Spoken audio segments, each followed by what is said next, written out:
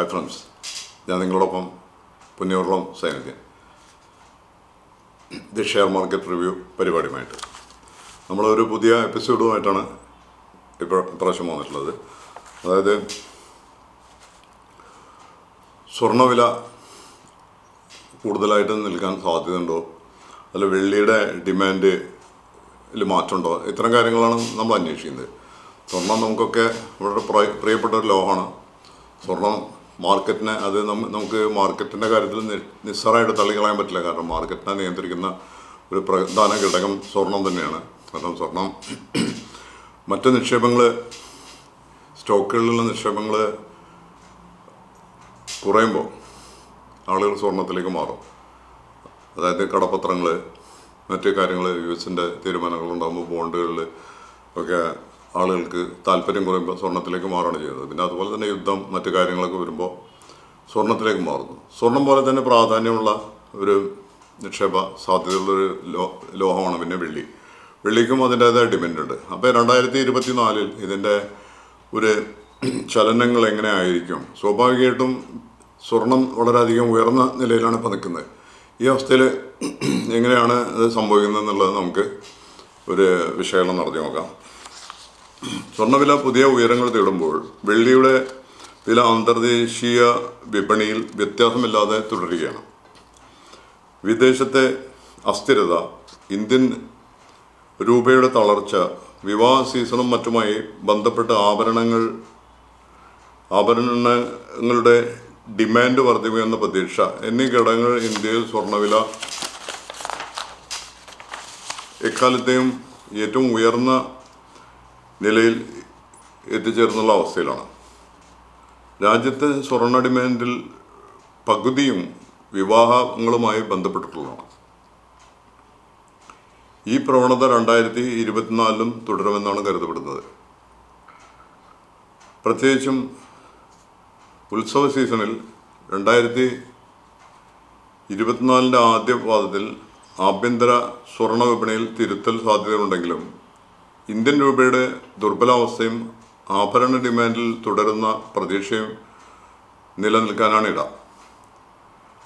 സ്വർണത്തിൻ്റെ ഭാവി ശുഭോദർക്കമാണെന്ന് കരുതുന്നു. 2 വർഷത്തെ മോശം പ്രകടനത്തിന് ശേഷം 2013 സ്വർണം 15% നേട്ടവുമായി ശക്തമായ തിരിച്ചുവരവാണ് നടത്തിയത്.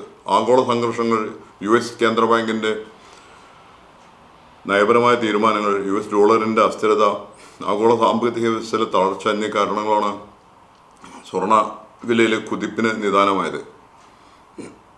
സുരക്ഷിത ആസ്തി എന്ന നിലയിലുള്ള സ്വർണം,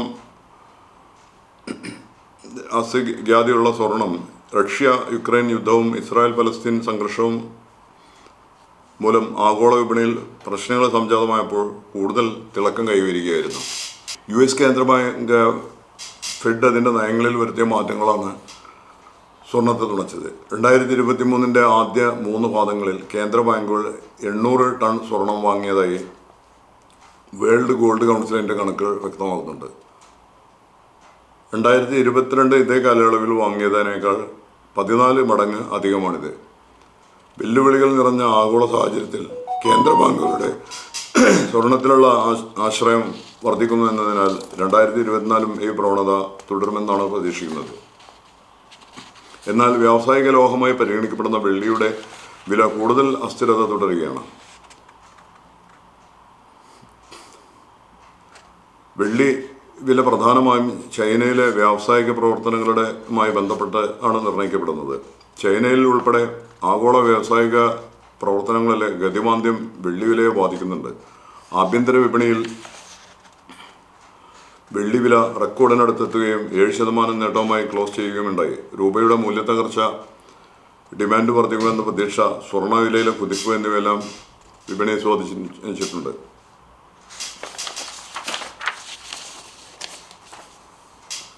മുൻപൊക്കെ സ്വർണ്ണ വിലയ്ക്കൊപ്പം മുന്നേറുമായിരുന്ന വെള്ളി ഏതാനും വർഷങ്ങളായി വ്യത്യസ്തമായാണ് നീങ്ങുന്നത്. വ്യാവസായിക ലോഹവും നിക്ഷേപത്തിനും വെള്ളി ഉപയോഗിക്കുന്നുണ്ട്. ഏതാനും വർഷമായി വ്യവസായ ഉപയോഗം വർദ്ധിച്ചത് വില കാര്യമായി ബാധിച്ചിരുന്നു. വെള്ളി സൂക്ഷിക്കുന്നത് മൂല്യവത്തായിരിക്കുമെന്നും വിലക്കയറ്റത്തിനെതിരെ പ്രയോജനം ചെയ്യുമെന്ന് നേരത്തെ പലരും കരുതിയിരുന്നു. ആഗോള സമ്പദ് വ്യവസ്ഥ അനിശ്ചിതത്വത്തിലാകുമ്പോൾ വെള്ളി നാണയങ്ങൾക്കും വെള്ളിക്കട്ടികൾക്കും ETF-കൾക്കും ഡിമാൻഡ് കൂടുതലായിരുന്നു. എന്നാൽ ഈയിടെ വർദ്ധിക്കുന്ന ആഗോള സംഘർഷങ്ങളോട് വെള്ളിയുടെ പ്രതികരണം മിതമാണ്.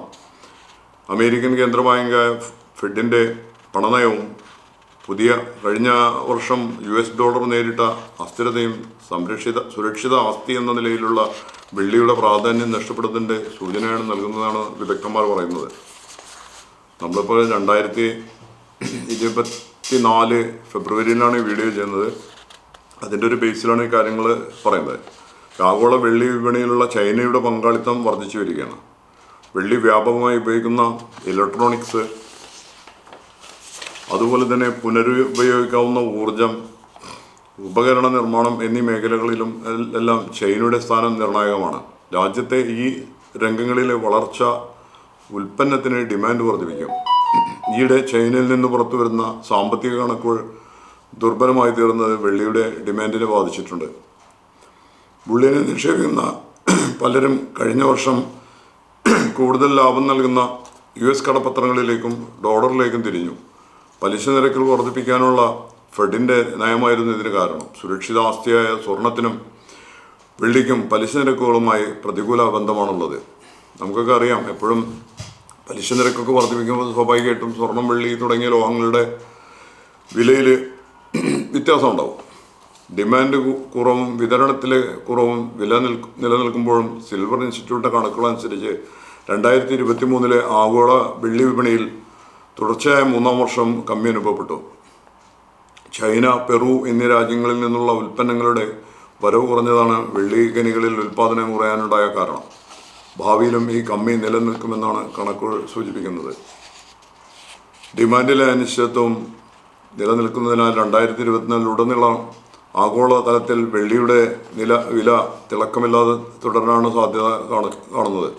ഹരിത സാങ്കേതിക വിദ്യയിലും വ്യാപകമായി ഉപയോഗിക്കപ്പെടുന്നതിലൂടെ വെള്ളിയിലുണ്ടാകുന്ന നേട്ടം മറ്റ് സുപ്രധാന മേഖലകളിലെ നഷ്ടത്തിലൂടെ പ്രയോജനരഹിതമായി തീരാനാണ് ഇട.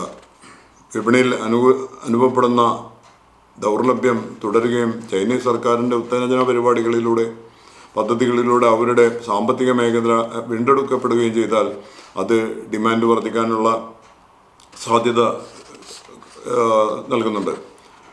ഫ്യൂവൽ സെല്ലുകളിൽ വില കൂടിയ പ്ലാറ്റിനം തുടങ്ങിയ ലോഹങ്ങൾക്ക് പകരം വെള്ളി ഉപയോഗിക്കാമെന്ന റിപ്പോർട്ടുകൾ ഡിമാൻഡ് വർധനയ്ക്ക് വഴിതെളിക്കാനുള്ള സാധ്യതയുണ്ട്. ലണ്ടൻ വിപണിയിൽ വെള്ളി വില ഔൺസിന് $26.20 നിലനിൽക്കാനാണ് സാധ്യത. അപ്രതീക്ഷിത സംഭവവികാസങ്ങളിലൂടെ മാത്രമേ ഈ വില പരിശോധനയിൽ നിന്ന് പുറത്തു കടക്കാനിടയുള്ളൂ. മുംബൈ MCXൽ വെള്ളി വില 65,000 രൂപയാണ്. ഇത് പരമാവധി 76,500 വരെ പോകാമെന്നാണ് വിദഗ്ധന്മാരുടെ ഒരു കണക്കുകൂട്ടൽ. പക്ഷേ ഇതൊക്കെ ആണെങ്കിലും ഈ വ്യക്തിഗത നിക്ഷേപങ്ങളിൽ വെള്ളിയേക്കാൾ സ്വർണത്തിൽ തന്നെയാണ് ആളുകൾക്ക് താല്പര്യം ഉണ്ടാകുന്നത്. പിന്നെ മറ്റൊരു സംവിധാനം കൂടിയുണ്ട്. നമുക്ക് ഈ സ്വർണം, വെള്ളി ഇതൊക്കെ ഈ കമ്മോഡിറ്റി ഡയറക്റ്റ് വാങ്ങിക്കുന്നതിന് പകരം കമ്മോഡിറ്റീസ് ഡയറക്റ്റ് വാങ്ങിക്കുന്നതിന് പകരം കമ്മോഡിറ്റി എക്സ്ചേഞ്ചിൻ്റെ ഫണ്ടുകൾ വാങ്ങിക്കാം. ഇപ്പോൾ MCXൻ്റെ ഒക്കെ മൾട്ടി കമ്മോഡിറ്റി എക്സ്ചേഞ്ച്, ഈ എക്സ്ചേഞ്ചിൻ്റെ ഫണ്ട് നമുക്ക് ETF നമുക്ക് മേടിക്കാൻ കിട്ടും. അപ്പോൾ ഈ ഇത്തരം